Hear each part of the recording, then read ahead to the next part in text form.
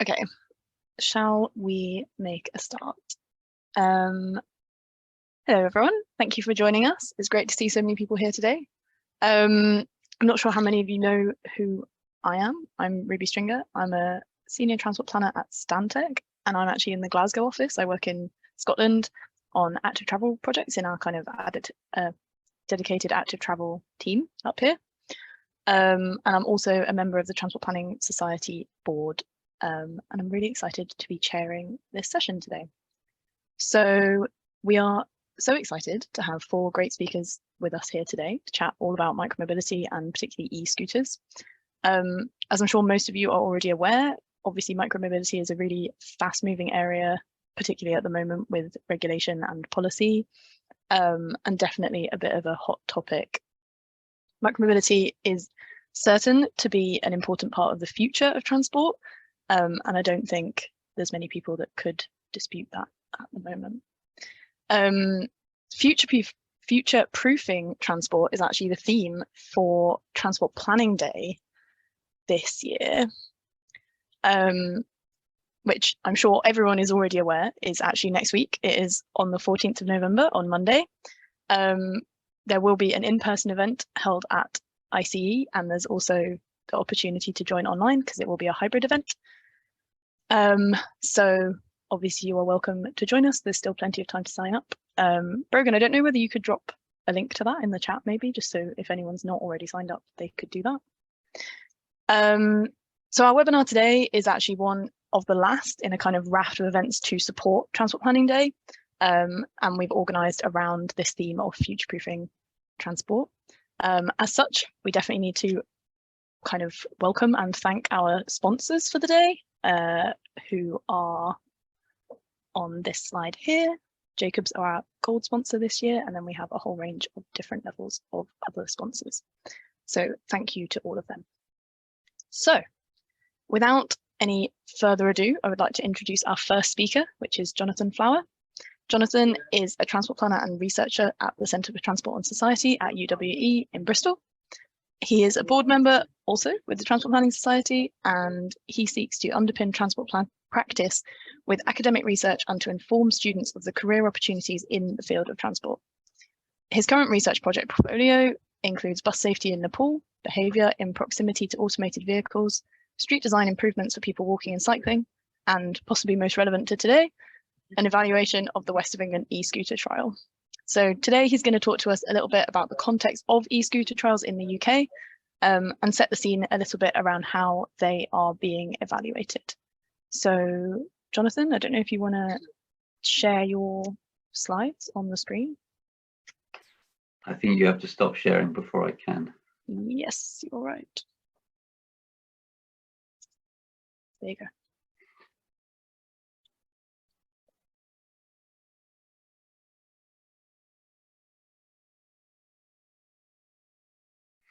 Great, thank you, Ruby, and good afternoon to everyone if you're in the UK, and morning or evening if you're not. Yeah, as Ruby said, I'm going to provide a bit of context, including some international research and what the UK is doing around e-scooter trials and evaluations, and particularly plans for regional and national evaluations of those trials. So just in looking at the international scene, there are hundreds of schemes globally. I think starting with Santa Monica in 2017, first major one in Europe being Paris in 2018. And at the end of this set of presentations, we're going to circle round to Meg, who's going to look at an established scheme in Baltimore.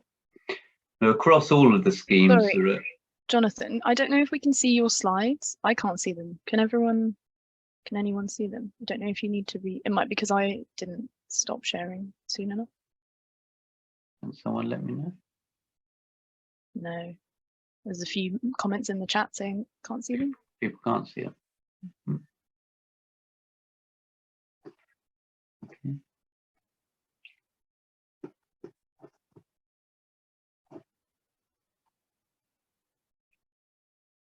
to appreciate that this moment has lasted us the whole pandemic, you know? It's foolproof. It happens every single time. At least no one started talking while they're on mute yet today. Oh, okay, we'll get there, don't worry. Does that work?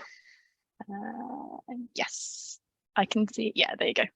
Good. Sorry about that. That's okay. Thank you. Yeah, and across all of these schemes, there are certainly common goals, but also common concerns. Just looking at the bottom there at safety, from our observations here in the west of England, fewer than 7% of e-scooter riders are wearing helmets, compared with more than half of cyclists. And in our work with accident and emergency, we're seeing different injuries presenting relating to e-scooter riding than those compared with cyclists. In terms of the what's happening across the UK over the last couple of years, a large number of e-scooter trials have been established. There's a whole list of them there. As has already been mentioned, the University of West of England, where I work, are evaluating the West of England trial, which covers South Gloucestershire and the twin cities of Bristol and Bath. Gareth is going to speak to us about Solent, and Georgia about Salford. Just picking up on the issue of speed there, the legal limit, speed limit of e-scooters on the trials in the UK is 15.5 miles an hour, but each of the trials have set their own limits. So there are lower speed limits set by some trials, with further restrictions in some zones within those trials. And some of the trials also have an even lower speed for novice riders as people get started. It's also probably worth pointing out that non-users rarely distinguish between trial scooters, which are highly regulated, and private scooters, which are currently illegal and unregulated, and some of those are capable of much higher speeds than 15.5 miles an hour. So just looking at evaluations, a national evaluation of all of the trials is planned, and I've just listed on the left-hand side the research questions for the national evaluation. I'm involved in one of the regional evaluations, the West of England one, and on the right you can see the themes that we're looking at, which cover safety and comfort, transport policy, wider impacts, and management. And I've been working with colleagues here at the Centre of Transport and Society on that. My particular focus within the evaluations largely been on safety and comfort. So I've been looking at questions like comparing the safety of riding an e-scooter with cycling, considering how safety and comfort of other road users, including pedestrians, is impacted by e-scooters. Also, what highway attributes have affected e-scooter operation and safety. But I've also got involved in some of the policy questions, such as how e-scooters impact the operation of the road network. And my Centre for Transport and Society colleagues are addressing all of the other aspects you see on the right-hand side. Going back to some of the international research, this is data from Portland in Oregon in the US. And this is an interesting comparison looking at different kinds of infrastructure that's in place and how that affects the riding on the footway, or if you're in the US, a sidewalk or pavement, we say in the UK. So from this piece of work in Oregon, they found that 39% of e-scooters were riding on the footway when there were no bike facilities provided. That dropped to 21% when an unprotected bike lane was in place, right down to 8% when there was a protected bike lane in place, and they observed no pavement or sidewalk riding when there was a cycle boulevard in place. And from our observations, observational data here in the west of England, the percentage of e-scooter pavement riders is very similar to in order to the percentage of cycle pavement riding. And Bristol City Council, my local council, have spoken about using e-scooter pavement riding data as an indication that cycle infrastructure needs improving. So perhaps there's an opportunity for local authorities to use this data to inform where cycling or riding infrastructure needs improving. And as part of the West of England evaluation, we've videoed 8 sites across Bristol last July, from 6 o'clock on a Thursday morning to midnight on a Sunday. And the sites fell into 3 typologies, which are illustrated on the screen here. Type 1 sites were ones that saw the highest level of e-scooter riding, with a great deal of separated and curb protected routes for cyclists and e-scooters. Type 2 saw fewer e-scooter trips, but the numbers between the differential between cycle trips and e-scooter trips was much closer. And T3 saw or type 3 saw the fewest e-scooters. And I'll just elaborate on those 3 typologies a bit more on the next slide. So this data just gives exemplars of each of those types and the percentage of trips by class vehicles between 6 in the morning and midnight. They're the trial operation periods. You can hire an e-scooter here between 6 and midnight from one Friday in July. And type 1 was with dedicated and separated walking and cycling space. At type 1's, most trips are walked. And as you can see, e-scooter and cycle trips are significant. And at this particular site, the e-scooter trips matched the number of trips in private cars on that day. Type 2 are sites with hills, which are very common in Bristol, plus many trip attractors. They're moderately good walking facilities, but poor scooting infrastructure. And at this site too, you see that there are similar numbers of walked and driven trips and similar levels of e-scooter and cycle trips. And finally, type 3 was generally hostile scooting environments. Most trips are driven in these typology sites.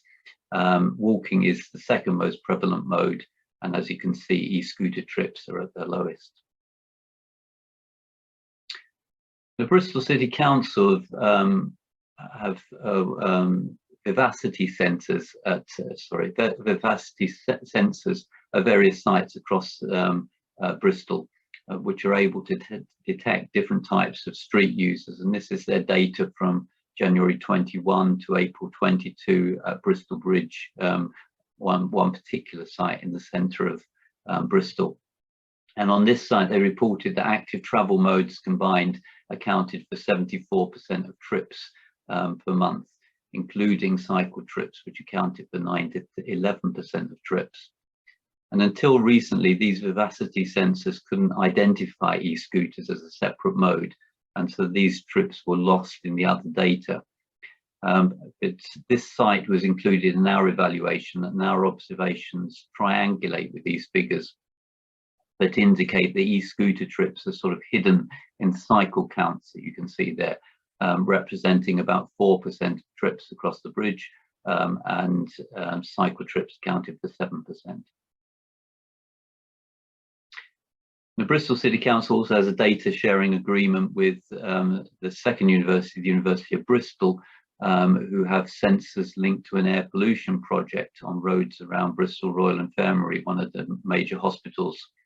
And since August, their sensor AI data can distinguish between e-scooters and cycles.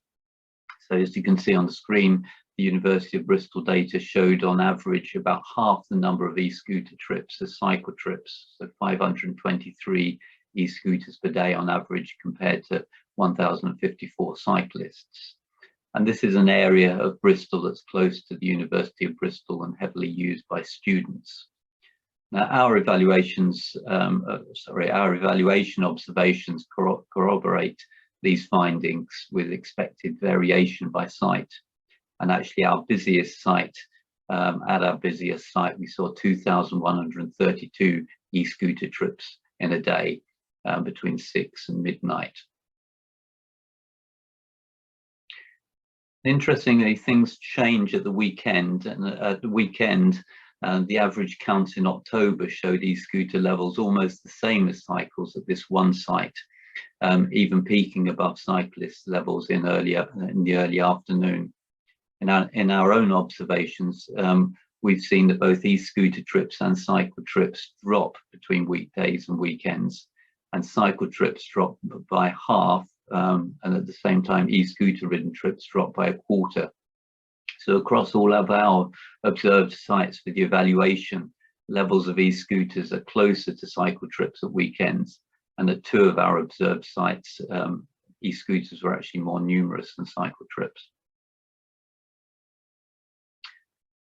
Now, looking at some of the wider impacts, particularly the sustainability ones, I think we'd all agree that it's complex. When we're looking at carbon emissions, we need to consider the life cycle, we need to consider battery production and the fuel used for charging and redistribution of the e-scooters. Although it's worth noting that some trials have started to move from vans to e-cargo bikes to do this redistribution and charging. We also need to consider the journeys replaced and induced, and consistently in different countries, as well as the UK trials, e-scooters are replacing significant numbers of car journeys, as you can see by the Paris example there. I suppose that's a glass half full perspective, but at the same time, they're also replacing even more walking and cycling journeys, which has implications for both health and the environment. So sort of half glass empty perspective. A brief look at management, and parking is certainly a big issue, especially for non-users, and it comes in various guises. The initial schemes across the world, many of them had free floating parking, so e-scooters could be left anywhere. Most of the UK trials have gone for a geo-fenced locations for where users can leave the e-scooters, and that could be in unmarked locations on the footway, it could be on spaces painted on the footway or the carriageway, or it could be physical parking containers. Some parking locations are causing pedestrians to need to swerve from their desired lines, and that's can be more problematic for some groups, such as people who are visually impaired and people using wheelchairs or pushing buggies. It's also complicated as we're evaluating these schemes to be able to distinguish between where parked scooters are causing an inconvenience or a hazard in a context where there's already a very cluttered environment with street furniture and other things left on the footway. There are also cases that we're observing of non-users particularly knocking down e-scooters, something you can't do with parked cars. And interestingly, operators are tending to record how many badly parked e-scooters there are, but in our evaluation we're also measuring the time that routes are blocked as an alternative measure, considering that it doesn't really matter if there are 50 badly parked or one part of badly parked. If it's blocking a route and blocking a route for a long time, that's probably more important to non-users on the footway. And just to conclude, I would say that the quality separated infrastructure is very important when we look across the trials and lessons from across the world. E-scooters have tended to polarize public opinion, and it's hoped that the recommendations from the trial evaluations, as well as lessons from overseas, can help us find some common ground. Inclusion issues must be considered early on, and I hope that these few slides have given you a taster, but look out in the new year for the West of England trial report and for the national evaluation report. Thank you.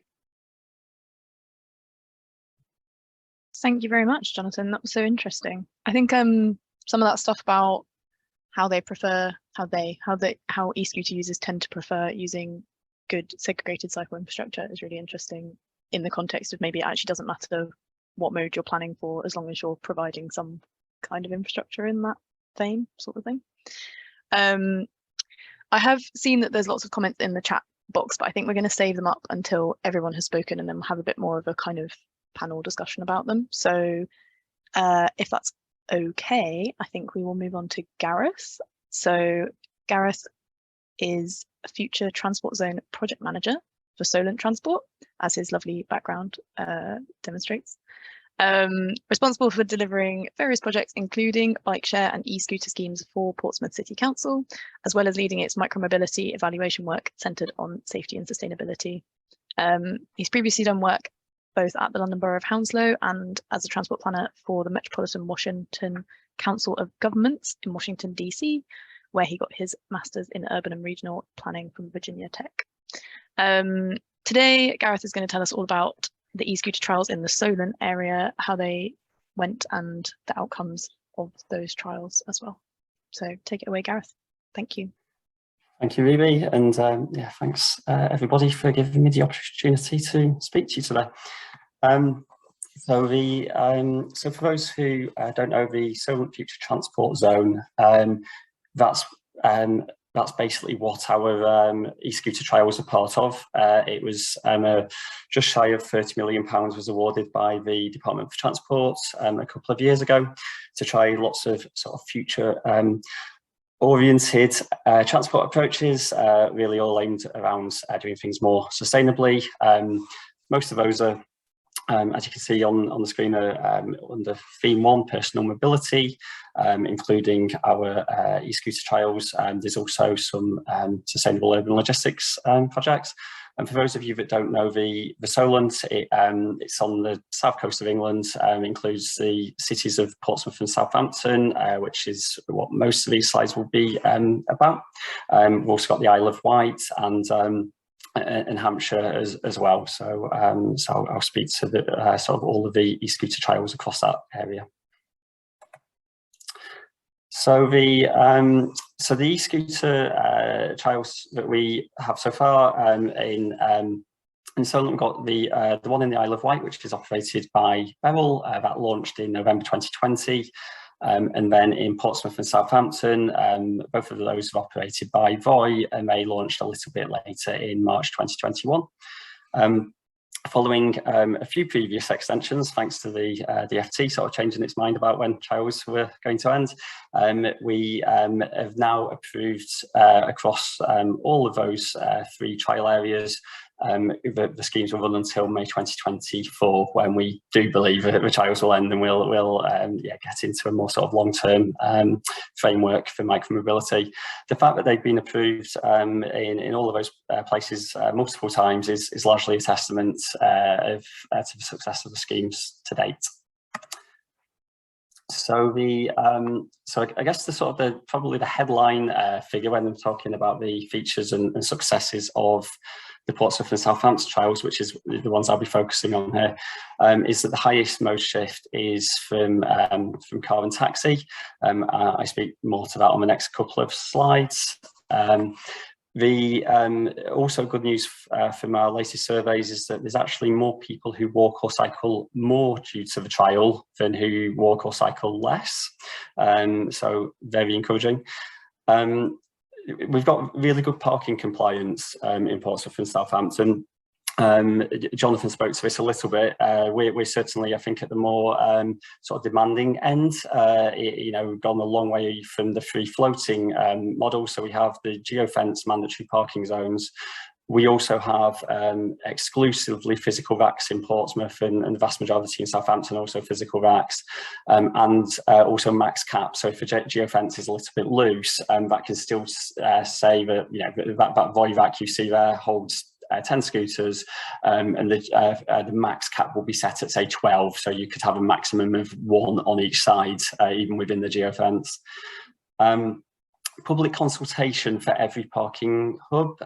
That's again not something that all areas do. Our lawyers certainly think that that's required, but I think that regardless of the legal debate, what it has done is help to build support, kind of public and political, and of course to select better locations. You know, sometimes members of the public will say don't like it there, but how about here instead? And you know, it turns out that's actually a better place to put it. We've got an ongoing growth in the user base as more parking has been added. It expands the service into sort of more outlying parts of the cities, but also densifies it in the core areas so that you're never too far away from a parking hub. We've seen 65% growth in the last 7 months in Portsmouth. Regular in-person safety training events, they've been in place since the trial began and are going to continue, seen as a very important and well-regarded complement to the in-app training that's required by the Department for Transport. And we've moved those to different parts of the cities as well to make them more accessible. And then a 3 strikes rule.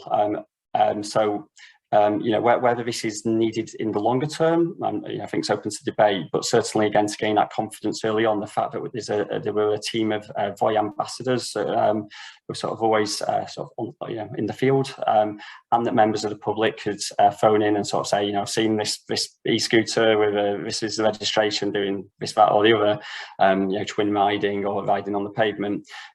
That's resulted in nearly 1,200 temporary bans being issued and 27 permanent bans, and has sort of helped build confidence in the scheme.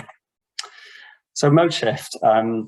So yeah, I mean, this has been, I think, tremendously encouraging in the UK. You can see this is from VOI's latest environmental report, and I don't think that VOI operate in North America at the moment, which I know is closer to the UK for the sort of good news on the mode shift front. But compared to other European countries, you can see we're more than double all of them, and therefore more than double the average. Yeah, that's obviously great news for, you know, air quality, carbon reduction and congestion reduction and all counts.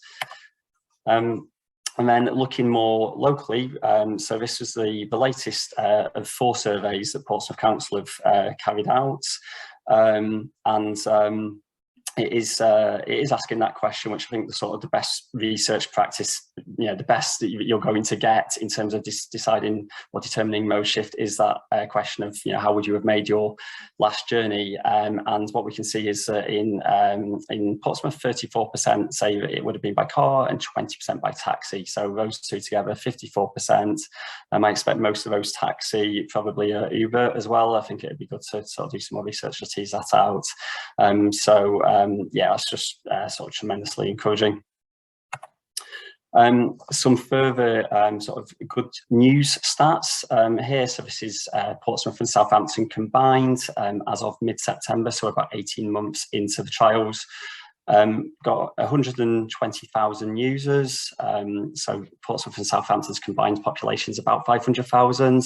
Obviously, some of those wouldn't be able to use the trial because they're under 18. So you can see you're getting some serious kind of market penetration into the available market there. Total distance travelled is over 3 million kilometres. Total rides 1.25 million.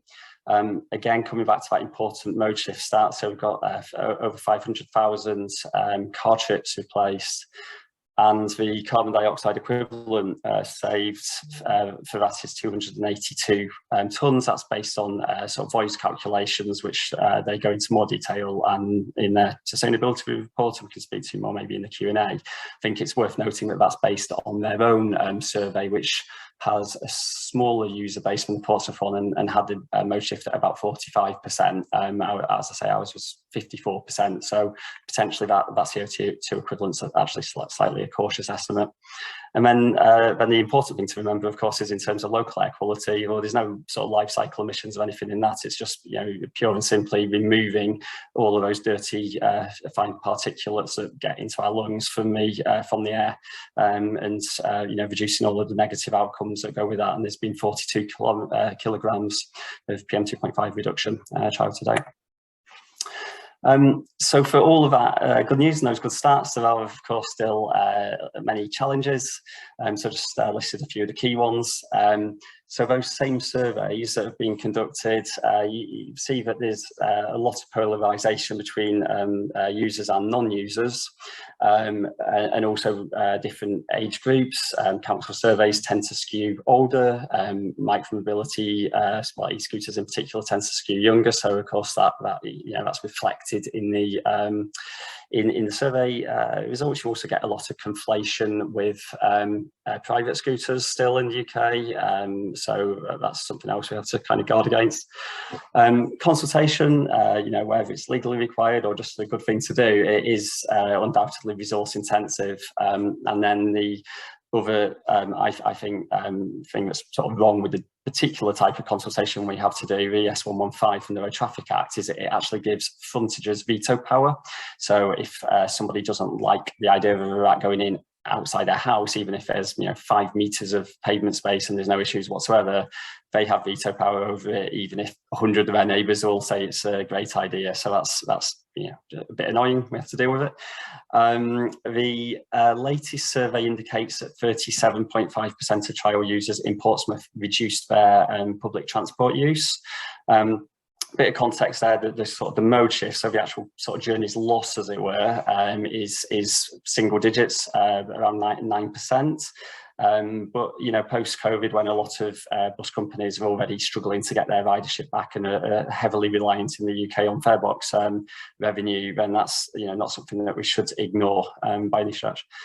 RACs are expensive, and a lack of parking hubs is cited by users of the scheme as the main barrier to use, so they want more of them, and so I think there's still an ongoing question about whether a sort of a truly equitable e-scooter scheme can be self-financing. All the RACs at the moment in Portsmouth are currently on the footway. The first few are planned to go on the road on the carriageway soon, but the level of support to do that at scale remains unclear. There's sort of a political dimension, also a financial dimension. A lot of local authorities do rely on parking revenue to do some quite good stuff in the transport budget. And then finally, again, this is something we might be able to get into a bit more in the Q&A, but it's not possible to establish an apples with apples accident rate at this point.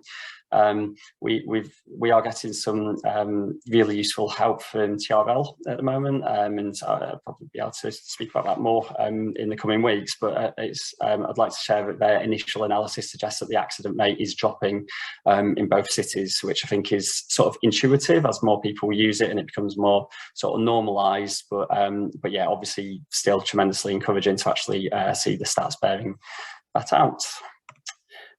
So that's it from me. So thank you for listening, and just for those of you that are maybe a bit more local to the area as well, if you do want to come and see us, then I've just posted our January conference, which we do in conjunction with Landor online, and I'll pop the link to that in the chat as well. So thank you. Brilliant. Thank you so much, Gareth. That was, really interesting.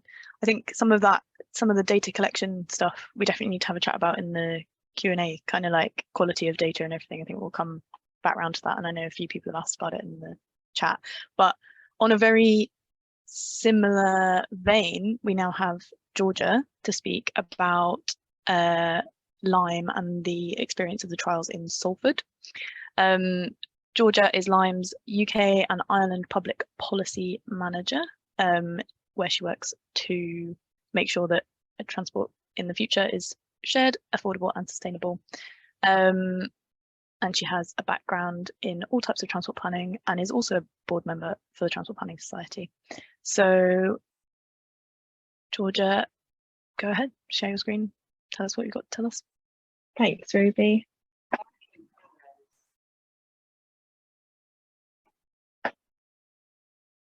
Right. Hi everyone, I'm Georgia Core, as Ruby mentioned, and I am Lime's UK and Ireland's Public Policy Manager. So today I'm going to be talking about one of the trials we've got up and running in Salford, Greater Manchester. So first and foremost, for those of you that don't know, Who's Lime? So Lime is the world's largest and the UK's most experienced provider of shared e-bikes and e-scooter services. We operate all across the world in over 250 cities, and most recently expanded into our most recent country, which was Ireland, so bringing that total number up to 36 countries. By doing so, with our large footprint, we've safely delivered more than 350 million multimodal kind of emission-free trips globally. And before I kind of get more into the detail about Lime in the UK, a bit of background on me. So I'm a transport planner. Previously, prior to Lime, I worked in setting up e-bike and e-scooter schemes in the UK. So hopefully kind of today, I'll run through how we've got on in Salford, but also kind of using my own background as well, ways that we together as an industry can kind of build on the learnings that we've done and improve on some of them. So in terms of Lime in the UK and Ireland, this is our kind of global footprint nationwide. So we started back in 2018 in London, and we launched our e-bikes then, and we've been there ever since. Since then, as Jonathan highlighted, and I think as everyone's aware on this call, micromobility in the UK has changed significantly. So kind of as per the topic of today's discussion, e-scooters have since hit the scene. We were excitedly selected by a number of different local authorities up and down the country at varying geographic scales to run some of these trials. So that includes the UK's largest trial in London with Transport for London, the London boroughs, London councils. We work with Milton Keynes, and we also, topic of today's discussion, we work with Salford City Council, TFGM, and the University of Salford to deliver our scheme in Salford.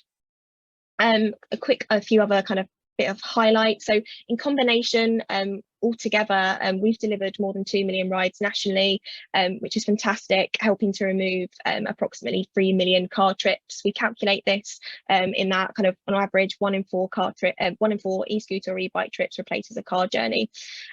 So that's kind of a bit of a snapshot in terms of what Lime's delivered. I think this is really positive, and kind of already kind of indicates that, you know, we're just one operator, and really demonstrates the appetite more generally for further kind of micromobility to be embraced throughout the country.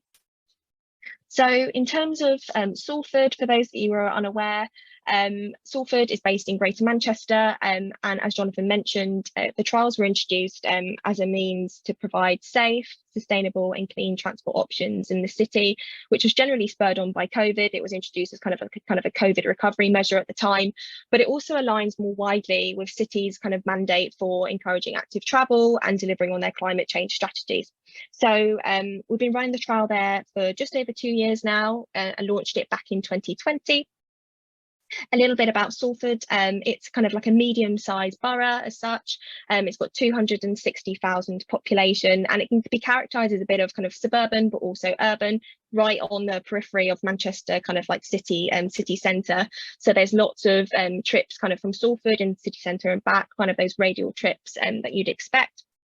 And the area generally has been kind of a real key kind of location to deliver TFGM's kind of B network strategy. So thinking all about getting people moving more sustainably and actively.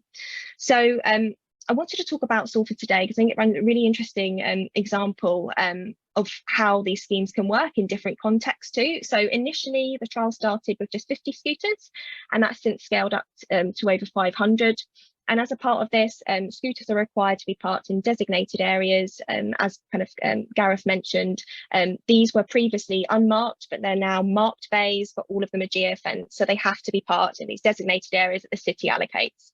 So alongside kind of that, the trial was actually been delivered in stages, and that kind of varied. So originally it started with the campus area of kind of the university, which, and by doing so, kind of constrained the actual number of trips that could take place very naturally. This then kind of expanded down to Media City. So for those of you that are unaware, Media City is kind of like a hub of kind of commuters as such. It's got a real key destination area in Manchester. So it's got like the likes of BBC and lots of studios. Then kind of further along the lines in 2021, we expanded down to the Quays. We then started to see lots of more trip patterns opening up with the connectivity enhancing. And then finally, phase 4, which is what we're on today, it expanded far more radially. So it's now providing kind of a 6-kilometre corridor as such, all across Salford. So alongside kind of those changes, another change was actually our vehicle that we've used. So when the trial launched, we had our Gen 3 vehicle, and this year we kind of removed that from the market and introduced our Gen 4 scooter. So our latest scooter, it's got lots of kind of leading industry pieces of hardware on it, and with you might ask kind of like, why am I speaking about the hardware itself? But it adds a lot to the service and makes people want to use the service more and more. So some of the notable improvements relate to the fact that our new scooter has a swappable battery.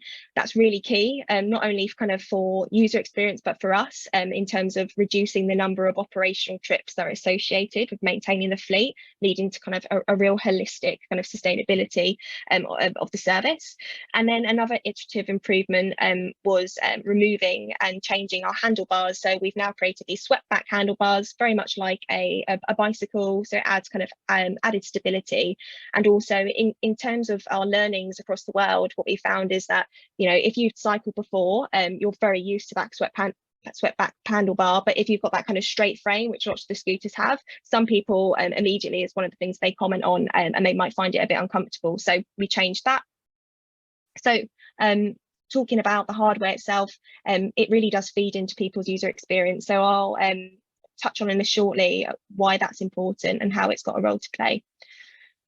So a couple of headlines from the trial today, and some really positive ones. So we've delivered over 400,000 journeys by approximately 85,000 users. And when you think about the fact that it's got a population of about 260,000 people, it's an awful lot of journeys. And crucially, when we want to consider delivering kind of like consistent and reliable modal shift, this is really dependent on a service that people can trust, both in terms of its kind of safety, but also its reliability. So 83% of our users kind of repeat the number of trips that they do. So they don't just kind of use a scooter once for a bit of fun, they actually become a long-term user. So I saw something in the chat earlier on, a question on this. And then in terms of kind of average trip duration and distance, it falls within that first to last mile kind of solution.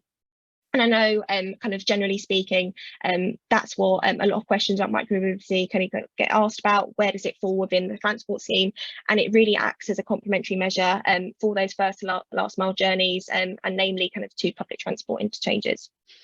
So what do these figures actually mean in terms of sustainability benefits? So the whole point of our service is to provide a clean and carbon-free alternative, and that sweet spot is all about kind of replacing short car journeys that we all know happen far too often.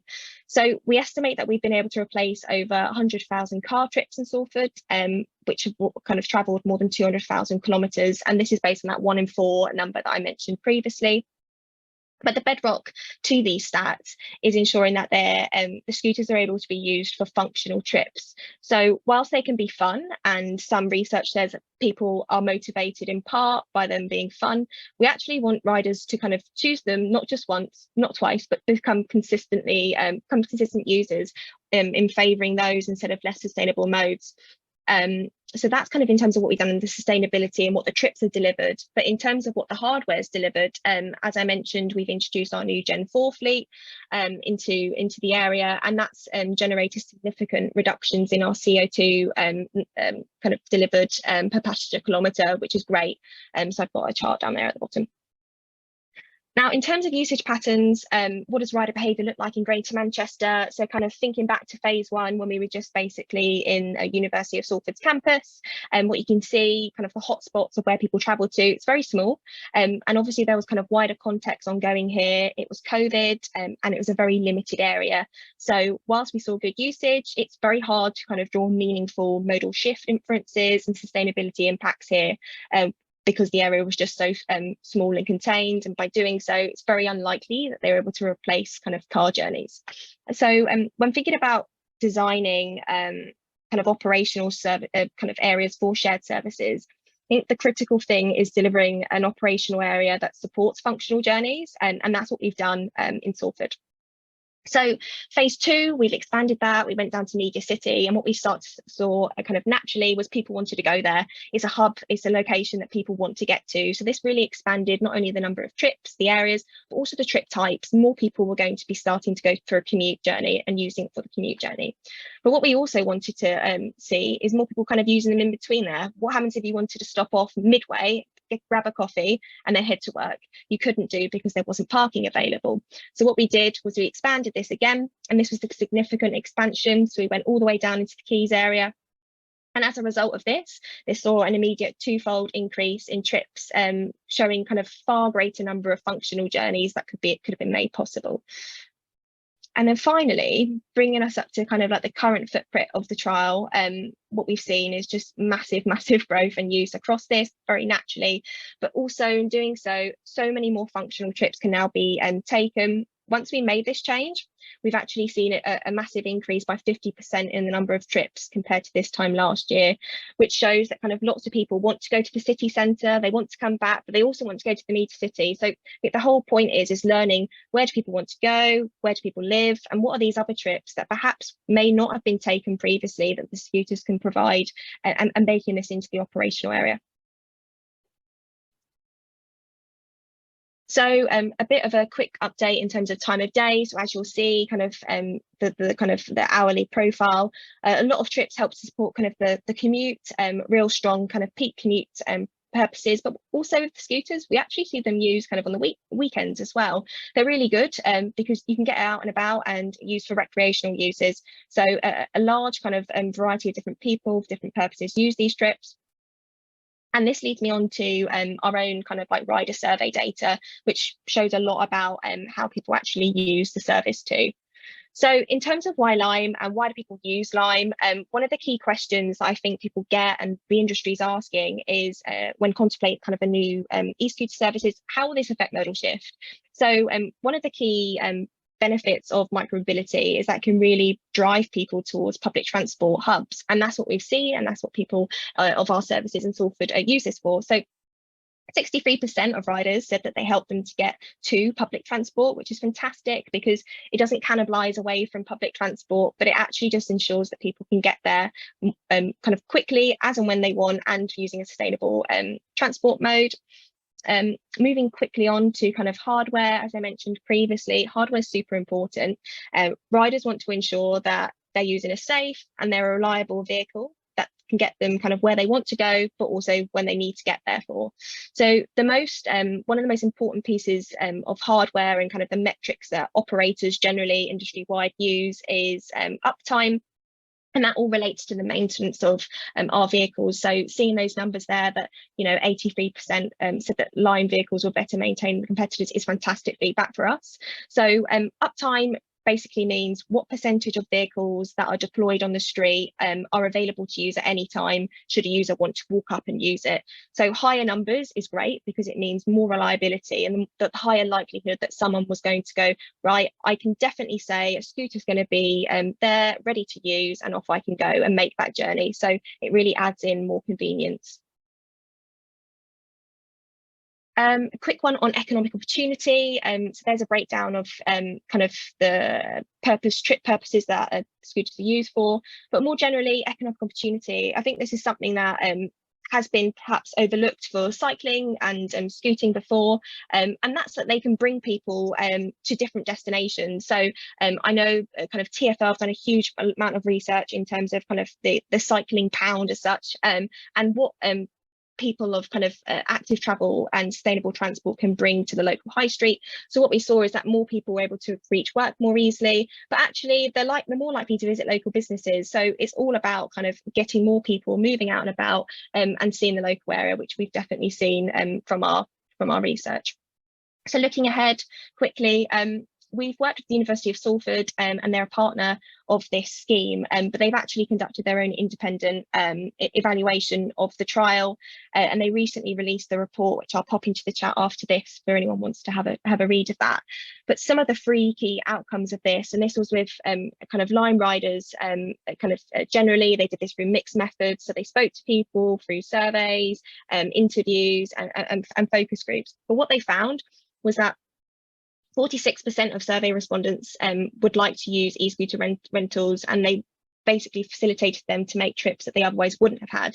So this goes to show that scooters can really kind of unmeet current demand that isn't there, which is actually a really good thing. And in doing so, it helps to create trips that otherwise may have not happened. So it further, again, kind of linking back to that economic opportunity point, it kind of provides a form of kind of leveling up and investment into the local community is what we found. Most notably, one of the key ones, which again is really interesting, is that actually 45% of Lime riders earn below the Greater Manchester median income, which is really fantastic. And it's something that we've done, and we can talk on in a bit about equity. We've tried to launch a number of different initiatives and kind of means to try and get as many people as possible using our services. That ranges from concessionary discount passes, so we give 50% off all rides to kind of those in certain groups like low income users. We've also provided kind of different cost payment frequencies. So normally you pay by the minute. With Lime in Salford, you can pay on a monthly cadence. So it's all about kind of thinking about how will this work for the local area too. So that's a really great figure.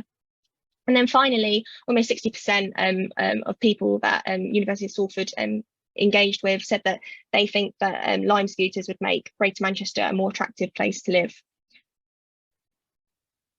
And so onto the big one, 68% said that they would like Greater Manchester to have an e-scooter stream in the future, which is great for us. And very happily, we can announce a couple of weeks ago that we've actually had the go-ahead for the extension, which will be up until May 2024 now. So really great confidence that kind of the local city and local community as well want to continue using our services. So really excited to continue working in this area and seeing what else we can do to get more people travelling sustainably.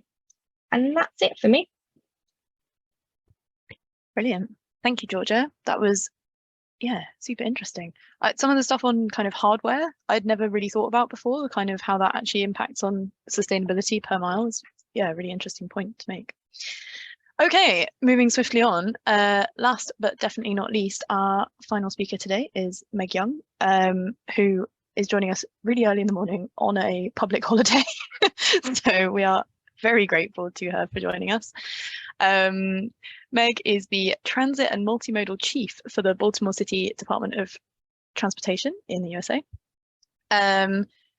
She has led a cross-agency and public evaluation of Baltimore's dockless vehicle pilot and established a city permitted program for micromobility, which includes e-bikes and e-scooters, but also adaptive vehicles and delivery robots.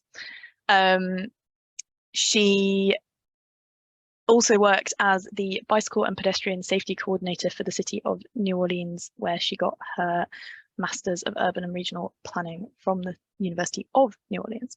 So, Meg, we are so excited to have you here today.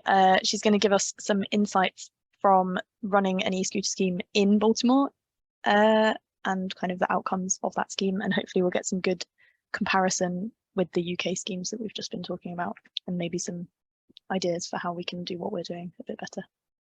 Thanks, Meg. Yeah, thank you for that introduction, and thank you all for having me. As somebody pointed out, I'm a real nerd, yeah, waking up early and on the day off coming out to hear about the e-scooter trials going on in the UK, but I really just couldn't help myself. So I am coming from the perspective of working for city governments in the United States, and so I want to present kind of you know, the process we've gone through as we've progressed from a trial, our pilots, to now having a permanent program. And, you know, we've really seen the benefit of having a public program of shared e-scooters and e-bikes. And so we're at the point where we're working towards how do we keep this program sustainable for both ourselves, the operators, and help it continue to grow in an equitable and safe way. So I'm not as data heavy on my slides, but hope to share some good insights and answer questions when we get to the Q&A. So a brief background of our timeline that we've gone through of micromobility in Baltimore. We originally had a docked bike share program that was launched in 2016 and quite frankly was a disaster.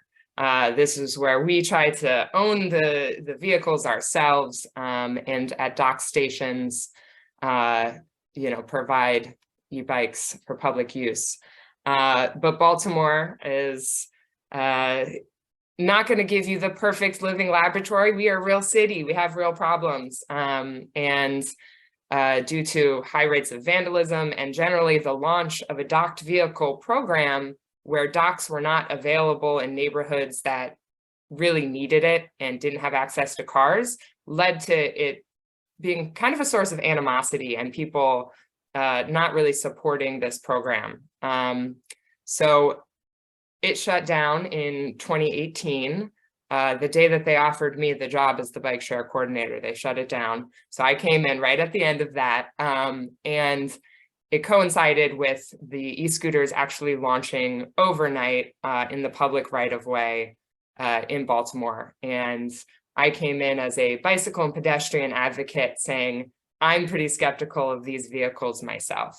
We're going to really do a thorough analysis of this pilot to see if we want these vehicles on our right-of-way.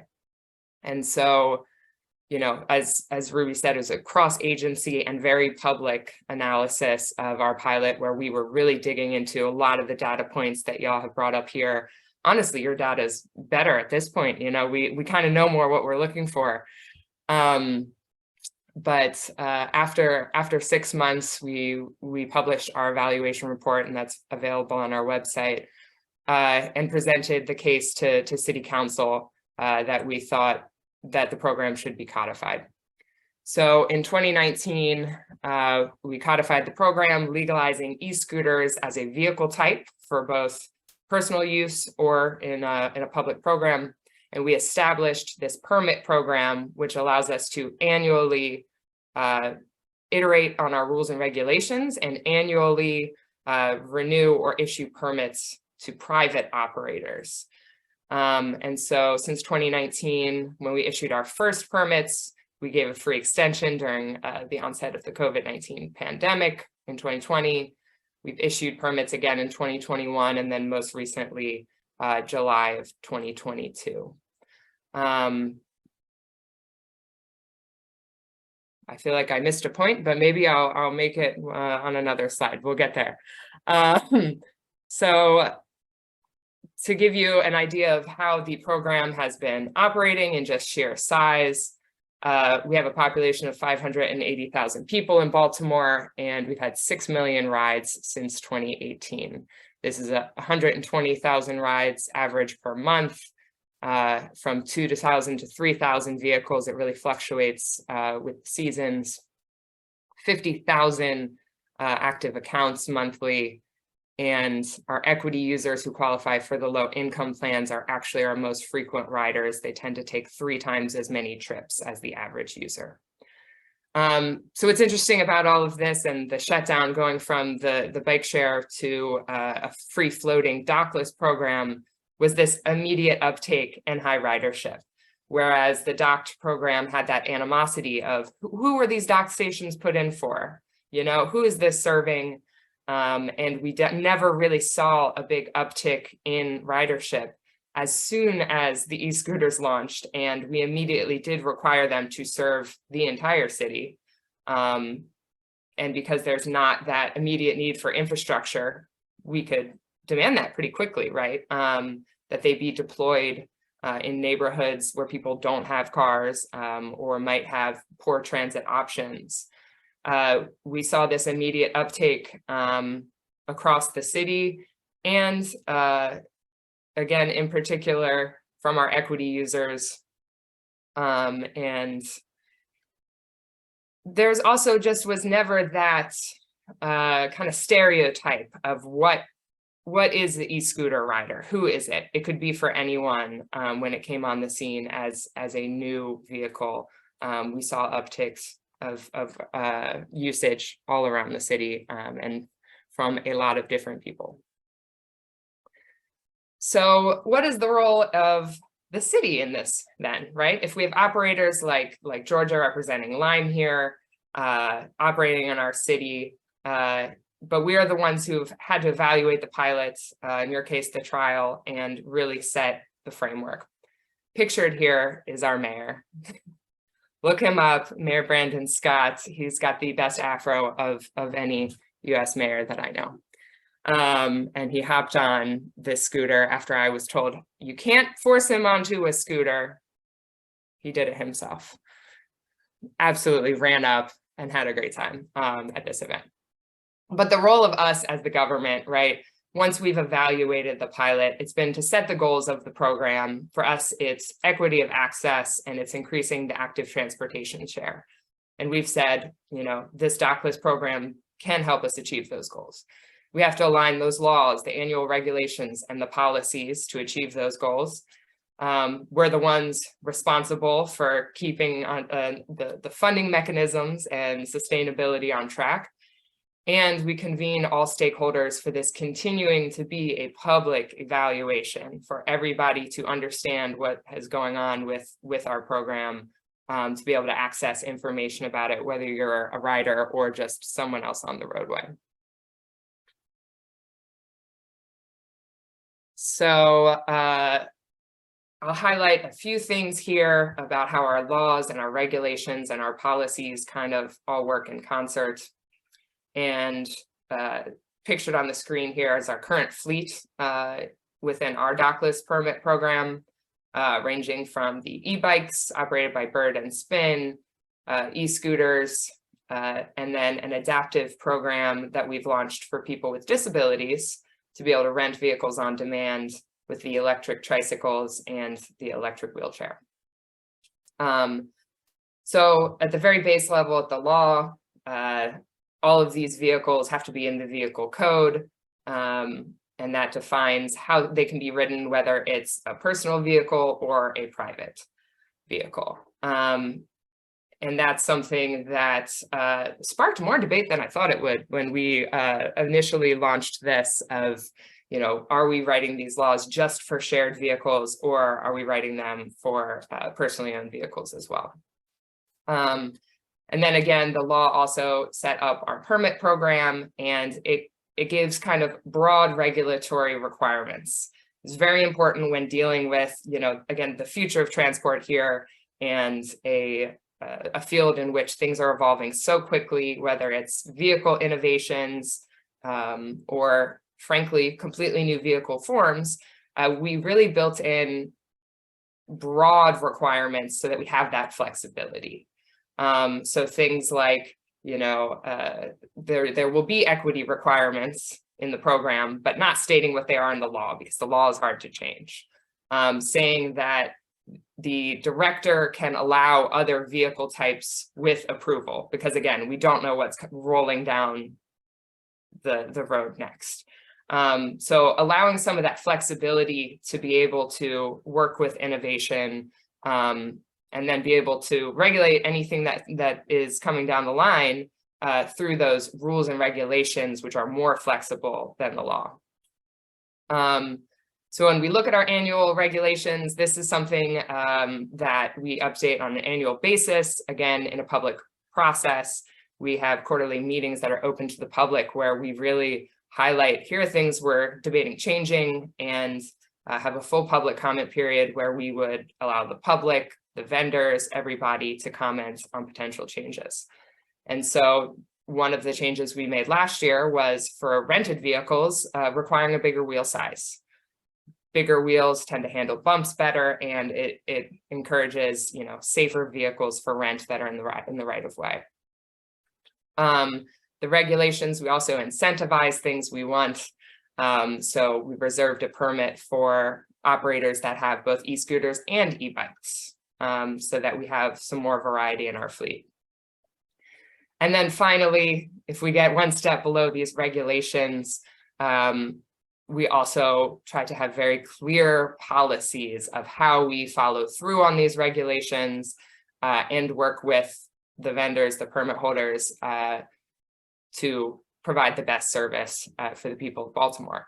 So this means our processes have to be clear, and we communicate exactly what they are at the beginning of the permit year to our operators so that they know what we're looking for when we do a maintenance check. how do we perform that? What can they expect? You know, we get out there once a month and make sure we go to a different part of the city each month, make sure everything is well maintained, make sure, you know, all of the brake lights are on, make sure everything has a sticker on it so somebody can report a poorly parked vehicle. But we make sure that those policies are clear to follow, so that everybody realizes why we have the policy and what we're trying to achieve with it. Which again, for us, is the best service we can get, the safest and most equitable service for the people of Baltimore. So I think that's a really important part for just regulators to have in mind, that, you know, if we're requiring something of a company, that we need to communicate clearly what the goal is of that regulation, and how they can help us achieve it. And I'll focus on a couple of the hot topics. Equity measures, for us in Baltimore, again, a city with a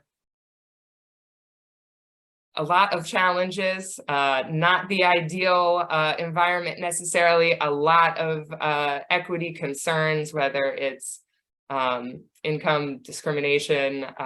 You know, I think equity has to be a lens that we really apply to every part of a program.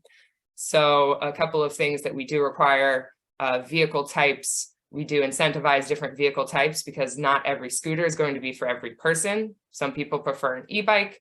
And then on top of that, people with mobility issues or disabilities also might want to be out in a park and enjoy themselves. We have the e-tricycles and e-wheelchairs for rent as well.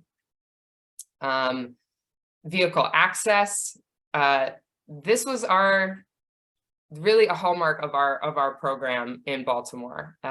We have equitable deployment across the city to different districts, and specific zones that are linked with transit.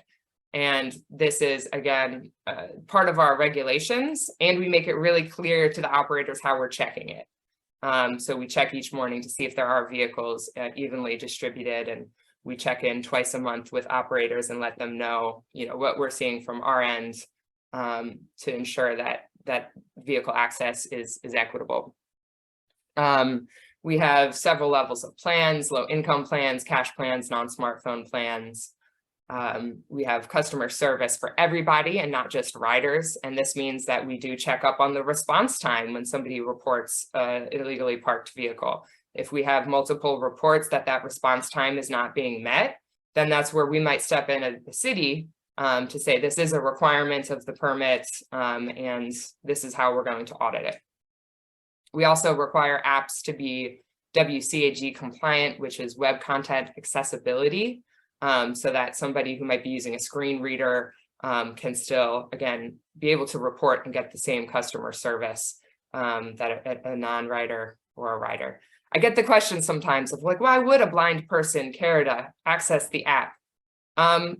They might need to report a vehicle, you know, and they have the right to do that. So, and then engagement and successful engagement is what we're looking for. Engagement around the program needs to be equitable. We require our operators to host things in different parts of the city.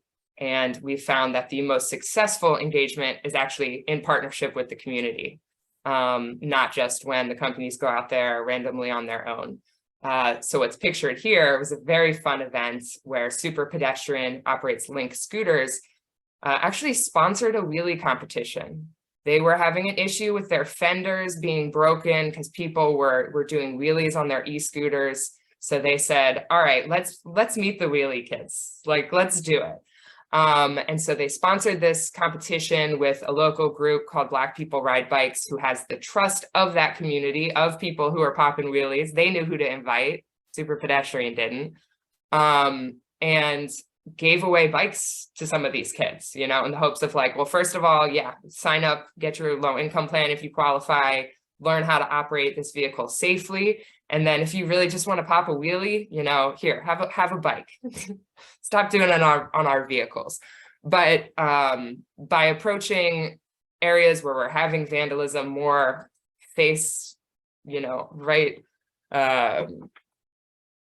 not shying away from having events there, and really just dealing with it face first has been the most successful way to get people to try the vehicles, sign up for plans, and again, learn how to use them safely and properly.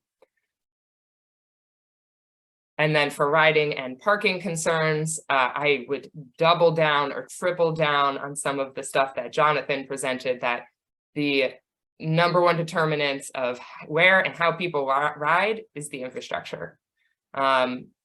Every time we put in a bike lane, we're able to use our data from the dockless vehicles and actually see the shift of when we put in safe infrastructure, people start using it. So I far and away would say that's the #1 thing we can do to make riding safer and to get people to ride properly, is giving them a place to do it and making it clear where they should ride. We do require educational quizzes and this engagement to teach new riders, but that's really been effective from what I've seen for new riders, and not necessarily to change the behavior. You know, if you're ride on the sidewalk all the time, you could, yeah, sure, take a safety course, but that might not be enough to change your behavior. It's really better for new riders, and that is a very important thing to capture. Crashes tend to happen on the first 3 rides. So if you can catch somebody in those first 3 rides, then you can help them ride safely from there on out. And then for parking, again, it's really best when it's clear where to park and where not to park.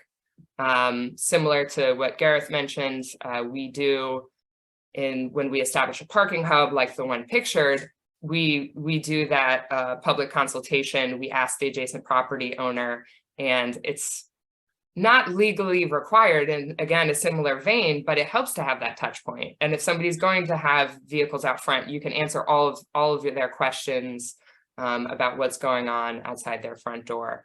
So it tends to really lead to fruitful conversations to talk to the adjacent property owners when we're in the process of setting up these parking corrals, as we call them. And so our parking corrals throughout the city, we again are looking for spots where the sidewalks are wide enough to be able to fit them, where there's enough rides to kind of justify it. And in some cases, we pair them with no parking zones if there's a bus stop nearby that can't be blocked, if there's an ADA ramp, things like that. So some of ours are also paired with that no parking zone. Pretty much anytime there's a no parking zone, we want to have a parking zone accompanying it, right?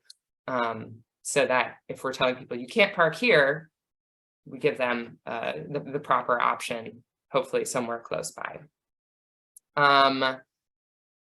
So I will end it here saying, you know, I just want us all to create good habits moving forward. It's too early in the morning to make bad jokes. But really, again, as we're looking towards the future of this, I think it's great to have these conversations and be able to have conversations between regulators, operators, users, to really think about how to integrate new vehicles onto the roadway. And again, in Baltimore, we've come to the point where it's popular, it's serving our populations, and you know, we're looking at how do we continue the partnership with operators, starting to honestly help in some of the areas like engagement, where they need to, you know, locate a community partner or figure out who the players are. You know, how can we work with you and be a real partner to help, again, achieve the goals of the program. So thank you all. Thank you, Meg. That was, yeah, brilliant. And it's never too early for a habit joke, I don't think. Especially when you have a photo like that, you can't waste it, I don't think. Brilliant. We haven't got tons and tons of time for questions, but we've definitely got some time for questions. I'm going to try and group together some of the questions I've seen coming up in the chat and kind of throw them back at you guys, if that's okay. So the first one that I had made a note of is this kind of around the data and how happy we are with the quality of data that we get, whether that is based around mode shift and the quality of kind of stated preference surveys. And I think we all know the issues with that and misreporting and things like that. But then also accident data, and Gareth, you said it's impossible to get kind of like really comparable accident data, and kind of I thought that stat of crashes tend to happen in the first 3 rides, Meg, is really interesting.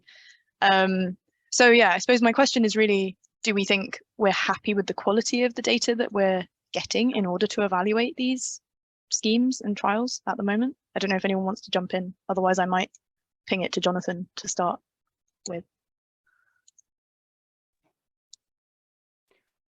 Happy to kick off, and I'm sure others have things to add. You're picking up on what you said, Ruby, about stated preference surveys. They certainly have their place, and we can't overlook that. But we do have to remember that they tend to have an optimism bias as part of them. So they're going to give a picture. But that picture, depending on what the questions are, will have an associated bias. I mean, in terms of looking at data when we're addressing evaluations in the Southwest at the moment, we try to take lots of different data sources in order to sort of triangulate our data. So collision data, for example, we're combining what we're observing through video analysis with limited police data through this in the UK Stats 19 data, but that's very limited what that's picking up in a short period of time, with data reported from accidents and emergencies in hospitals. And we're finding, rather than those different data sources sort of aligning, they're showing different bits of the picture. So the people presenting in A&E with from cycle collisions and e-scooter collisions tend to be people that aren't reported in the Stats 19 data, particularly single vehicle incidences when people fall off either cycles or e-scooters, or when the collision is between a e-scooter or cycle and a pedestrian, or e-scooter and cycle and another e-scooter and cycle. So all of those things don't tend to appear in Stats 19 data very frequently. So putting all of those things together, we can get the big picture, but just one data source would give us a skewed picture. Gareth, do you want to come in on that? Yeah, I'll just be really quick because I know we haven't got that long. Just on the accident data front, just to say that yeah, if anybody would like to speak with me about that, then I'll be happy to have a sort of much longer chat. But I think we're kind of almost at the point now where we, based on the operator data, we're getting to a point we can sort of put minds at rest that the rental schemes are not, these are not death traps. The number of serious accidents are very small, and as I suggested earlier, a kind of decline. And I think it speaks to Meg's stats as well about, obviously there's proportionately fewer first-time users as the scheme sort of matures.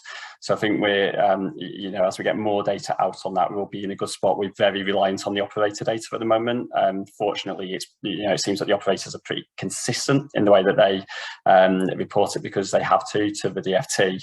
The Stats 19 database has lots of issues, and I don't think that they're going to be addressed anytime soon. So we just need to accept that. So as I say, happy to have a sort of longer chat and get into the detail more with anybody. But I think we're in a increasingly good place on the rental scheme front. On the private scooter front, jury's still very much out, I think.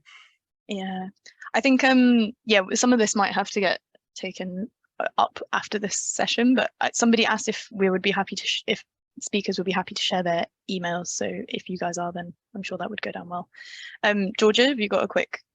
Just going to quickly say, pretty much what Gareth said, really, in that all operators provide kind of every kind of city partner that they work with in the UK with accident data. It's you know, it's very robust in terms of we report what's reported to us, and generally speaking, if someone's involved in a serious incident, they're more likely to report it. And obviously, kind of using the Stats 19 framework, it's not just kind of the limitations. It's not kind of intrinsically related to the scooters. It's more so related to kind of the general reporting mechanism. So the same applies for kind of private cyclists, kind of the way that it's reported. Often they're missed out. But as kind of we look more towards the future, hopefully, I think we're going to come to a place where the Stats 19 also embeds some of the hospital data as well. So overarchingly, kind of all of the road safety statistics out there is more robust. Thanks, Georgia. Meg?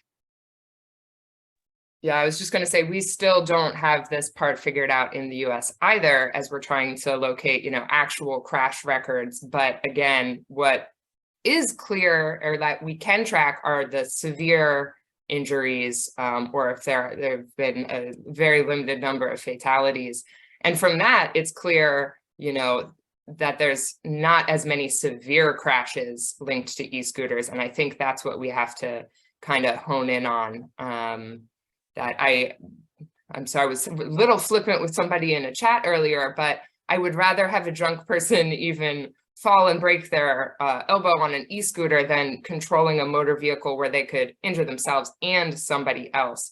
So I still think, even if we're only able to track those severe crashes, that is really the key data points that we should be looking at. And yeah, I'll get off the soapbox. No, definitely. Okay, this might take us to the end of the session, but I think possibly the elephant in the room on this discussion is, how do we take these learnings from shared e-scooter trials and apply them to how private e-scooters should be regulated? Has anyone got anything they want to say about that point? Georgia, you look like you're ready to go. How do you know? I think the main thing is that obviously kind of the private scooters were in the UK before the regulated ones, and that as a result the policy is just catching up. But what we've seen for the regulated trials, like the DFT have prescribed a real stringent set of kind of safety requirements from every operator. That varies from kind of like, does it have kind of reflectors? What's the maximum speed limit? Is your vehicle able to stop in certain places? Does it correspond with the technology in terms of zones that we can implement? Whereas obviously the private scooters, some of them can go up to 60 miles per hour. I'm sure we've probably also all seen that some people are now kind of taking them home, adapting them even further, and you might see some crazy ones out and about. So the key thing is that clearly there is demand for scooters, be that kind of private or regulated. We're at the point now where there's hundreds of thousands of private scooters available. So kind of coming forward with the new transport bill, it's more about kind of ensuring that these private scooters are brought up to scratch in line with the regulations, that these trials are showing. Look, if you add these safety requirements in, they provide a really safe and sustainable transport service. So I think that is the key crux there. Okay, yeah, brilliant. And then I think possibly the final question, I don't know, depends how fast we can get through them, is around the kind of equity point. And Meg, I think you kind of spoke about this really well, and the kind of different angles on this. And a lot of what we've been chatting about in the chat box throughout the webinar is kind of about antisocial parking, really, and kind of blocking footways and how that causes issues for lots of people. But I think maybe in the UK, we're also maybe not mandating operators with things like non-smartphone rental and things like that. I know, Gareth, you've got kind of low-income payment schemes operating in Solent area, and I think, Georgia, you were saying you have in Salford as well. Do we feel like we're doing enough on the equity front to kind of tick all of that off? I mean, I'll I guess just answer that first, and then hand it over quickly to Meg and Georgia if they'd like to add something. And I hope they will, because I do think, yeah, that it's something that for various sort of legal historical reasons, the US is ahead of us. Part of the reason that I was really grateful to Meg to join us today is that, you know, I still think that in this particular regard, we're a long way behind. And we just saw it then, that those on low incomes in Baltimore are using the scheme more than everyone else. And we're nowhere near there. It's I think for, you know, different operators here are probably doing better than others.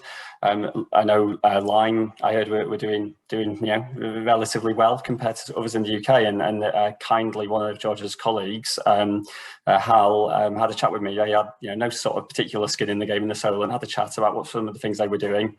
And then Roy, you know, I think this speaks well to the sort of the sector where it is at now, was really receptive then to us having a chat and saying, hey, you're doing all of these things. And Jim, who I think's on the call, actually, you know, looked at other things that they were already doing, you know, other suggestions, and launched a campaign to get more people on lower incomes, you know, A, eligible, and B, aware of the discounts that they could be using in Portsmouth and Southampton. And it's had a positive impact, but we're still a long way behind where, say, Baltimore, for example, are, and I think a lot more work to be done on that. Thanks, Gareth. I don't know, Meg or Georgia, have you got anything you want to add on that point at all?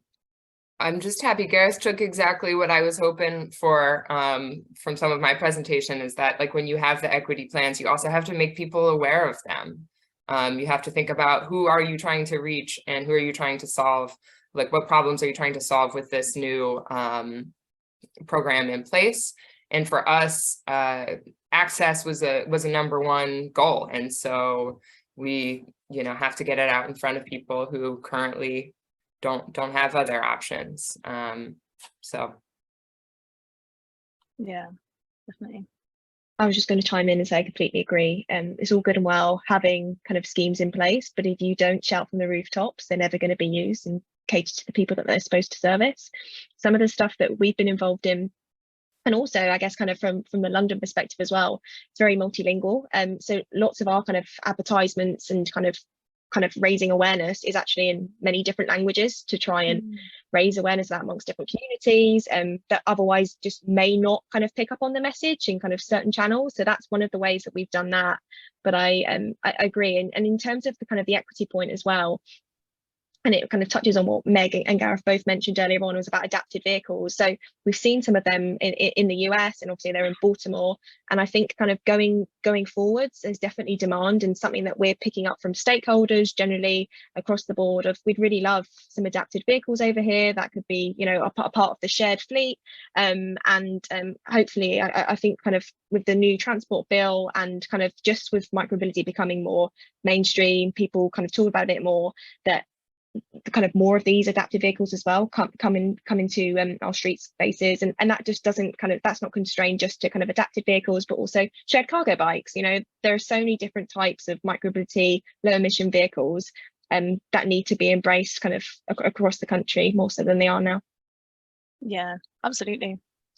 Okay, well, we've literally just ticked over to 2 o'clock, so I think we better wrap it up and let everyone get back to their afternoons. But thank you so much to all of our speakers. It's been a really, really interesting, and kind of, I feel like we've got in quite deep to some of these topics as well, which has been really nice. So yeah, hopefully we will be able to send around some email addresses if anyone's got burning questions they've not been able to ask, which is probably most of them. And yeah, I hope you all enjoy your afternoon. Thank you very much for being here. thanks, everyone. Thanks all. Thanks all. Thank you.